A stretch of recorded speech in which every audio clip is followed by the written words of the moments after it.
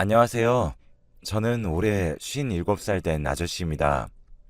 현재 작은 가게를 하고 있는 사장이에요. 제가 17살에 사고를 쳐서 아이가 하나 있습니다. 그 당시에 정말 학교에서 제일로 이쁘고 인기가 많았던 친구가 제 여자친구였습니다. 당시 전 여자친구를 많이 좋아하고 있었고, 100일 기념으로 부모님 몰래 여자친구와 단둘이 여행을 갔었죠. 여행을 다녀온 뒤에 여자친구는 어느 날 제게 생리를 하지 않는다고 하였고, 그 말을 듣고 불안했지만 여자친구에게 괜찮을 거라고 기다려보자고 하였죠. 하지만 여자친구는 며칠 뒤 임신 테스트기를 가져와서 저를 보여주었고, 여자친구가 건넨 임신 테스트기에는 두 줄이 선명했습니다. 그걸 보자마자 저는 순간 겁이 덜컥 났어요. 하지만 저보다도 여자친구가 더 겁나고 무서울 것 같아서 저는 여자친구에게 괜찮을 거야.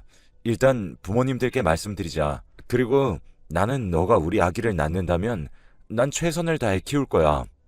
근데 결정은 네가 해. 난 너의 뜻대로 할게. 네가 어떤 결정을 하든 절대 나는 도망치지 않을게. 그 말을 들은 여자친구는 조금 안심이 되었는지 표정이 한결 나아 보였습니다. 먼저 저희 부모님께 제가 아이가 생겼다는 사실을 알렸고, 저희 부모님께서는 누구 인생을 망치려고 그랬냐면서 저를 때리셨고, 절대 낳지 말라면서 소리치셨습니다. 여자친구네 집에 방문해서도 상황은 같았고, 결국 저희는 도망쳤습니다. 그렇게 저는 학교를 자퇴하고 여자친구를 데리고는 부모님이 못 찾는 곳으로 숨어버렸죠. 여자친구는 하루하루 배가 불러와 만삭의 남자아이를 낳았습니다. 저는 아이를 보는 순간 가슴에서 뭔가 꿈틀거렸었죠. 그리고 여자친구는 산후조리 후 더 이상 만날 수가 없었습니다. 여자친구는 아이를 낳고는 얼마 뒤 편지 한 장만 남긴 채 사라졌거든요. 편지에는 나 너무 무서워. 처음엔 낳아서 끝까지 키우고 싶었는데 배가 점점 불러올수록 너무 무서워. 미안해. 라는 내용이 있었죠. 그래도 저는 여자친구를 원망하지 않았습니다. 왜냐하면 여자친구는 아이를 지우지 않고 끝까지 지켜줬기 때문이죠. 비록 세 식구가 같이 살진 못하지만 말입니다. 그렇게 저는 할 수 있는 일이라는 일은 다 해가면서 아이를 아등바등 키웠고, 그렇게 아이는 커서 벌써 고등학교에 들어갔습니다. 아들은 여태 크면서 말썽 한번 부린 적 없고 참 착한 아들이었어요. 그러던 어느 날 아들이 집에 여자친구라고 소개해 주었습니다. 아들의 여자친구는 긴 생머리에 작은 체구를 가진 친구였어요. 둘이 이쁘게 사귀는 게 보기 좋을 정도였죠. 하지만 부모 팔자 자식이 닮는다는 말이 있듯이 아들은 18살에 여자친구를 임신시켰고, 아들은 저에게 아이를 낳고 키우겠다고 했습니다. 그런 아들을 보면서 그 당시 제 아버지가 했던 말들이 떠올랐고, 지난날 동안 아이 혼자 키워왔던 게 주마등처럼 스쳐 지나갔습니다. 저는 아들에게 다시 한번 생각해봐. 너 나이 때는 책임지고 싶고 또 책임질 수 있다고 생각할지 모르지만 생각보다 쉬운 일이 아니야. 그리고 너희 둘이 같은 마음일지라도 나중에는 누군가는 마음이 바뀔지도 몰라. 그게 너일 수도 있어. 그러니까 잘 생각해봐 하며 아들을 설득했습니다. 아들은 나처럼 살지 않았으면 해서요. 하지만 아들은 그런 제 말을 부정적으로 들었고 말없이 자기 여자친구와 도망쳤죠. 그래서 저는 하던 일도 그만두고 아들을 찾아 헤맸고 수소문 끝에 아들을 찾았습니다. 하지만 아들을 찾았을 때는 이미 아이가 태어난 후였죠. 이미 태어난 아이를 어찌할 수 없으니 일단 저는 아들의 여자친구 산후조리를 끝내고 집으로 데리고 들어왔습니다. 그리곤 앞으로 계획이 뭐냐고 물으며 이제 아이는 어떻게 먹여 살릴 거냐고 한숨 섞인 걱정을 쏟아냈습니다. 그러니 아들은 아빠, 나는 내 자식 굶기지 않아. 아빠가 나한테 했던 것처럼 난 좋은 아빠가 될 거야. 그리고 아들의 여자친구는 아버님, 제가 잘할게요. 지켜봐 주세요. 라고 했죠. 그래서 일단 아들이 자리 잡기 전에 제가 돕기로 했습니다. 어린 나이에 혼자 아이를 키워보니 정말 쉽지 않았던 걸 알기에 매정하게 돌아설 수 없었습니다. 그리고 이제는 며느리가 된 아들의 여자친구네 부모님들께 가서 사정을 말씀드렸는데 그날 제가 그 아이의 어머님께 뺨을 맞고 왔습니다. 저는 아무 말도 하지 않고 서 있었고 그걸 본 며느리는 자기 엄마에게 왜 사람을 때려? 때리려면 나를 때려야지. 죄 없는 아버님을 엄마가 왜 때려? 아니, 아이의 어머니는 저에게 당신 아들이 내 딸 인생을 뒤흔들었으니 당신이 책임지세요.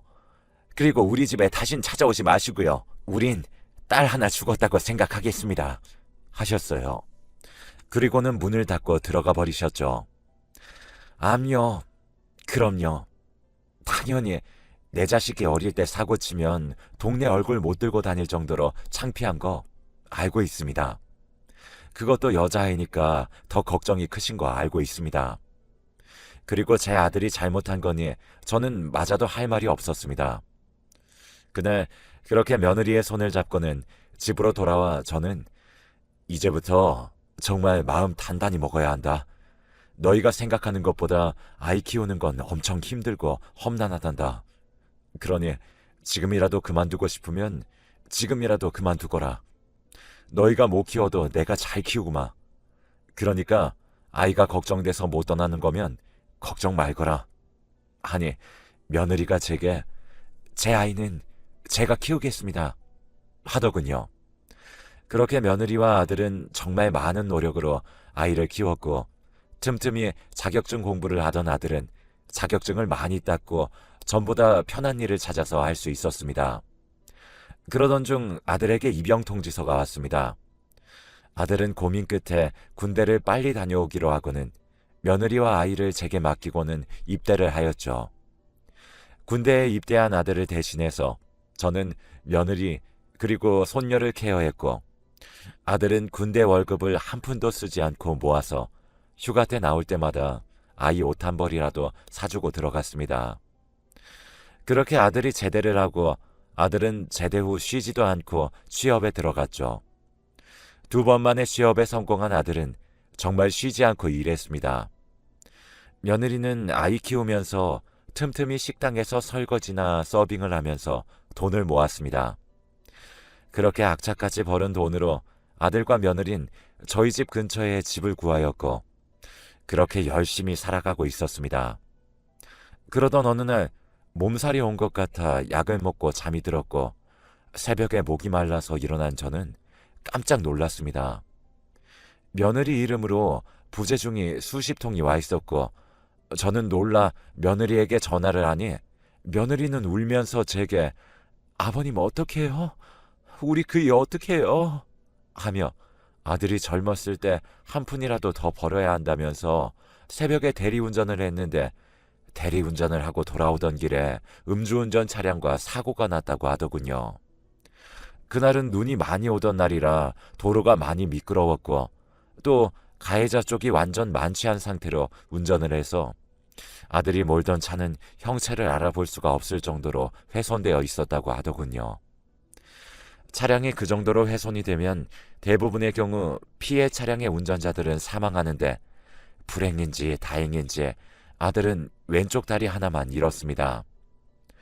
사고 당시 아들은 기절하여 사고 당할 당시 기억이 없었고 아들의 말로는 눈을 감았다더니 병원이라고 하더라고요. 그리고는 왜 자기 다리가 이런지 정확히 알지 못했죠. 저는 주치의에게 아들의 이런 상황에 대해 물었고 주치의께서는 아드님이 이 사고 당시의 트라우마로 인한 단기 기억 상실로 보입니다. 하였죠. 그걸 들은 저는 그렇다면 차라리 기억이 없는 게 더 마음 편할지도 모르겠네요. 했고 며느리에게 이 사실을 알렸습니다. 며느리는 큰 충격에 빠진 듯 하였고 하염없이 울기만 했었죠. 그 모습을 보며 저는 해줄 수 있는 게 없었고 아들은 계속해서 다리에 관해 물을 뿐이었습니다. 그래서 아들에게 너가 눈 오던 날 새벽에 일을 나가서 사고를 당했고 그 사고 당시 충격으로 인해서 단기 기억 상실이 온 것 같다고 아빠는 차라리 그 사고 당할 때 기억이 없는 게 100번 1000번 생각해도 나은 것 같다고 억지로 생각하려고 하지 말고 몸부터 추스르자 했습니다. 아들은 그 말을 듣고는 한동안 말을 하지 않았고 가해자가 찾아와 무릎 꿇고 사과하는데도 그 가해자에게 화내지 않았죠. 며느리는 그런 아들을 하루하루 정성스럽게 돌보았고 며느리의 노력이 통했던 건지 아들은 힘을 내기 시작했습니다. 하지만 재활은 생각보다 쉽지 않았고 아들은 의족을 착용하고 서 있는 연습조차도 쉽지 않았습니다. 의족으로 버티고 서 있어야 하지만 자꾸만 넘어졌고 넘어질수록 아들은 점점 날카롭게 변해갔죠. 그럴수록 며느리는 더 단단해졌습니다. 아들이 자기 뜻대로 되지 않아 괴로워하며 물건을 집어던지면 며느리는 아들에게 너만 힘들다고 생각하지 마. 너도 힘들겠지만 그걸 지켜보는 아버님이나 나나 너처럼 똑같이 괴롭고 힘들어.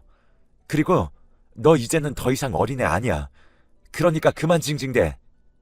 아버님처럼 아이한테 자랑스러운 아빠하고 싶다며. 그러면 열심히 재활해서 일어나. 하더군요. 그 말을 듣고 아들은 조금씩 변해갔습니다. 하지만 중간중간 다시 무너졌고 아들이 무너지면 며느리가 다시 일으켜 세웠습니다. 그런 며느리는 정말 강한 아이라고 생각했어요. 하지만 겉으로 보이는 게 다가 아니었죠. 그날도 다름없이 아들이 재활 중 또 마음대로 되지 않자 난동을 부렸고 며느리는 모진 말을 쏟아내며 아들을 포기하지 않았죠. 그리곤 며느리는 화장실에 다녀오겠다고 나갔습니다. 한참이 지나도 오지 않아 며느리를 찾으러 갔는데 비상계단 구석에서 서럽게 울고 있더군요. 저는 혼자라도 속 시원하게 울게 두고 아들에게 가서 말했습니다. 정말 며느리가 힘들어한다고, 그리고 나도 솔직히 힘이 든다고, 너가 잘 따라오다가 이렇게 난폭하게 굴수록 며느리가 힘들어할 거라고, 힘든 거 알지만 같이 이겨내보자고 했죠. 그러자 아들은 이겨내자는 게 말처럼 쉬운 줄 알아? 아빠가 나처럼 하루아침에 다리가 없어져 봤냐고 말하면서 울더군요. 그러면서 자기도 잘하고 싶은데 자꾸 마음처럼 안 되니까 그런 거라고 그렇게 말하면서 펑펑 우는데 제가 해줄 수 있는 거라고는 그저 우는 아들 안아주는 게 전부였습니다. 그렇게 사고 후 처음으로 아이처럼 펑펑 울면서 그동안의 마음 아팠던 걸 털어놓았습니다. 그렇게나 한참 동안 울던 아들은 다 울고 나니 그제서야 속이 시원해졌던지 그 후론 정말 열심히 재활하여 지금은 의족으로 잘 견디고 있습니다. 그렇게 다시 집안의 평화가 돌아왔고 아들은 다시 한번 힘을 내서 일을 했습니다. 그렇게 시간이 흘러 손녀가 초등학교에 입학을 하고 얼마 지나지 않아서 사건이 하나 터졌습니다. 손녀가 초등학교 3학년이 되고 2학기 생활 중 반 친구와 싸움이 났다고 하더군요. 아들은 너무 놀라서 아이 엄마와 학교로 향했고 거기에서 딸을 보니 얼굴과 팔에는 꼬집고 핥힌 자국이 가득했다고 합니다. 담임 선생님께서는 아이와 대화할 시간을 주셨고 아내와 같이 달래가며 무슨 일인지 물었지만 아이는 대답하지 않았다고 하더군요. 딸에게 화도 내보고 달래도 보았지만 아이는 말을 하지 않았고 결국 담임 선생님과 상담 후 담임 선생님도 이번 일에 관하여 알아보시겠다면서 집으로 데리고 가셔서 너무 혼내지는 말라고 하셨답니다. 그래서 그 말을 듣고 제가 손녀에게 물어보겠다 하고는 주말에 손녀와 둘이 놀면서 그날 일에 관하여 물어봤죠.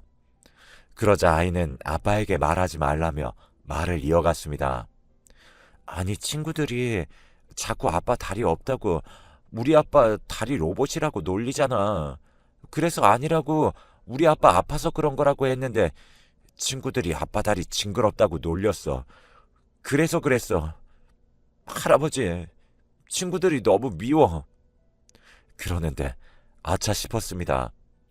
부모의 상처가 아이에게도 영향을 미칠 수 있구나 생각하니 제가 미안해지더군요. 그래서 손녀에게 아빠 다리가 그래서 놀림받아서 속상해?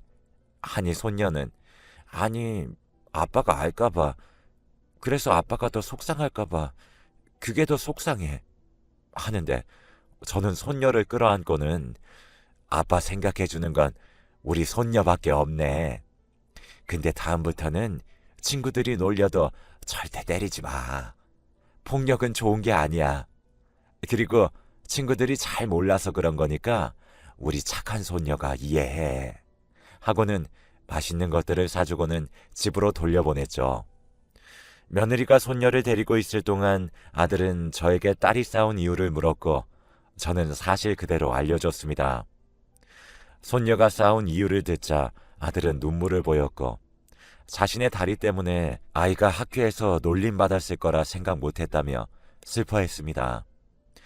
그날 저와 술 한잔하며 아들은 손녀에게 미안해했고 그걸 들은 며느리도 마음 아파했습니다. 그런 애들을 보니 제 마음도 좋지 않고요. 그래도 걱정과 달리 손녀는 학교에 잘 다녔고 그 후 놀림받지 않게 담임 선생님께서 아이들에게 의족에 대해 잘 설명해 주셨고 그 이후 더 이상 손녀가 상처받는 일은 없었습니다. 그리고 아들 내외도 저도 더 이상 아이가 상처받을까 걱정하지 않아도 되었죠.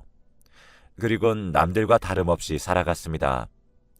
저는 젊을 때 버는 돈으로 지금은 복권집을 하고 있습니다. 예전에 복권 한 장 사두고 토요일을 기다리며 나중엔 나도 복권 장사나 했으면 좋겠다 하였고 그러면서 돈을 한 푼 두 푼 모으니 작게나마 복권집을 열 수 있었습니다. 요새는 주말마다 아들이 가게를 봐주고 있어서 덕분에 요즘은 주말에 저 혼자 쉬기도 하고 아니면 손녀딸과 시간을 보내기도 하죠. 주말에 손녀와 오랜만에 만나 영화관도 가고 손녀와 쇼핑도 하는데 하늘에서 갑자기 예고도 없던 비가 오기 시작했고 그날 저랑 손녀는 홀딱 젖었죠. 비는 그칠 줄을 몰랐고 그날따라 차도 가지고 나오지 않은 저는 우선 손녀딸이 감기에 걸릴까 근처 가게에 들어가서 따뜻한 차를 사주고는 편의점에 우산을 사러 갔습니다. 하필이면 그날 갑작스레 비가 온 거라 주변 편의점에는 우산이 없었고 며느리에게 전화해서 혹시 바쁘니? 손녀랑 노는데 갑자기 비가 오는구나. 주변에 우산도 없어서 걸어가지도 못하는데 혹시 데리러 올 수 있겠니? 하니 며느리는 그럼요. 당연히 가야죠. 비 많이 맞으셨어요? 지금 어디 계세요? 제가 지금 출발할게요. 밖에 추우니까 어디 가게 안에 들어가 계세요. 전화를 끊고 보니 손녀는 많이 추워 보였고 저는 엄마가 올 거니 여기서 기다리라고 하고는 다시 편의점으로 가서 담요 하나를 사왔습니다. 그리곤 손녀딸에게 덮어주고 며느리가 올 때까지 기다렸습니다. 평소 같으면 빨리 왔을 며느리인데 비가 와서 그런지 며느리는 평소보다 늦게 도착했었죠. 혹시나 아이가 감기에 걸릴까 차에 올라타자마자 며느리에게 얼른 집으로 가자고 했습니다. 그 사이 빗방울은 점점 더 굵어졌고 저는 며느리에게 아이 감기 걸리니 어디 들리지 말고 얼른 들어가라고 했죠. 며느리는 집까지 데려다 준다고 하였고 저는 그냥 빨리 가라고 나는 집에 가서 따뜻한 물에 샤워하면 된다고 하고 우산도 없이 뛰어서 집으로 들어왔습니다. 집에 오자마자 저는 침실에 장판을 틀어두고 욕실로 들어가 욕조에 뜨거운 물을 받아 몸을 녹인 후 샤워를 하고는 데워두었던 장판에 들어가 잠을 청했습니다. 다음날 아침 저는 몸을 움직일 수 없었고 그날 가게 문도 열지 못했습니다. 그렇게 집에서 자고 있는데 도어락 열리는 소리가 나더니 누군가 집에 들어왔습니다. 몸이 안 좋으니 목소리도 나오지 않았고 그렇게 안방문이 열렸습니다. 문을 열고 들어온 건 며느리였죠. 며느리는 아버님 괜찮으세요? 아침에 일어나니 애가 열이 펄펄 끓길래 아버님은 괜찮으신가 전화드렸는데도 전화도 안 받으시고 밖에서 초인종을 눌렀는데도 인기척이 없길래 혹시나 해서 들어와 봤어요. 왜 이렇게 전화를 안 받으세요? 그래서 저는 몸이 안 좋아 여태 자고 있었고 핸드폰이 어디 있는지 모르겠다고 했죠. 그러자 며느리는 싸온 죽을 데워주었고 저를 대신해 가게를 열었습니다. 그렇게 꼬박 사흘을 누워있던 저는 며느리가 챙겨온 약과 죽 덕분에 금방 몸이 회복되어 다시 가게에 출근했죠. 가게에 출근하니 단골 손님들이 그동안 며느리가 정말 가게를 잘 본다고 칭찬을 하였고 그런 며느리에게 로또 2장을 자동으로 뽑아주었고 그리곤 그날 저녁에 소고기를 사주었습니다. 그리고 토요일 로또 발표날 며느리에게 전화 한 통이 왔습니다. 며느린 저에게 떨리는 목소리로 아버님, 저 된 것 같아요 하는데 설마 했죠. 그날 저녁 아들에게서 전화가 와 정말 당첨이라고 펄쩍 뛰었죠. 그렇게 며느리는 제가 준 복권 2장 중 한 장이 1등, 다른 한 장은 5등으로 2개 다 당첨이 되었습니다. 로또 당첨에 흥분한 저희는 너도 나도 좋아했고 우선은 제가 며느리에게 준 거니 그 돈으로 여태 고생만 한 우리 며느리 하고 싶은 거 사고 싶은 거 사라고 했습니다. 아들에게도 며느리 돈이니 달라고 하지 말라고 하였죠. 며칠 뒤 며느리가 아들의 의족을 제일 비싸고 좋은 걸로 바꿔줬다고 합니다. 그리고 마당에 있는 주택으로 이사를 했다고 놀러 오라고 했죠. 아들 내외의 집에 놀러 가면서 빈손으로 갈 수가 없어서 소고기와 과일을 사들고 갔습니다. 며느리는 빈손으로 오시지 이런 거 왜 들고 왔냐고 저에게 한마디 하였고 제가 사들고 간 소고기로 마당에서 고기도 구워 먹고 놀고 돌아가는데 며느리가 따라와 제 손에 봉투를 쥐어주며 아버님, 이제서야 은혜를 갚아요. 애기 아빠랑 저 어릴 때부터 지금까지 잘 살 수 있었던 거 다 아버님 덕분이었어요. 항상 감사한 마음 품고 있었어요. 그런데 형편이 넉넉하지 않아 더 잘해드리고 싶었는데 그러지 못했어요. 그래서 이제서야 아버님한테 효도하네요. 하는데 며느리가 건넨 건 예상대로 돈 봉투였습니다. 생각보다 큰 액수가 들어있었고 저는 안 받는다고 손사래를 쳤어요. 그러자 며느리는 제게 아버님이 로또를 안 주셨다면 제가 로또 1등을 할 수나 있었을까요? 아버님이 주신 로또로 빚도 다 청산하고 내 집도 생겼어요. 그러니 아버님이 이걸로 하고 싶은 거 하세요. 하며 돈 봉투를 건넸고 저는 다음날 은행으로 가서 은행에 넣어두었습니다. 혹시 나중에 애들이 필요할 때 주려고요. 솔직히 말하면 그 중에 일부는 여행 가기 위해 조금은 빼두었습니다. 그 전부터 꼭 가고 싶었던 여행지가 있었는데 며느리 잘 둬서 조금 더 일찍 다녀올 수 있게 되었네요. 여태 많이 힘들었던 저희 가족이 며느리 잘 만나서 이제는 걱정 없이 삽니다.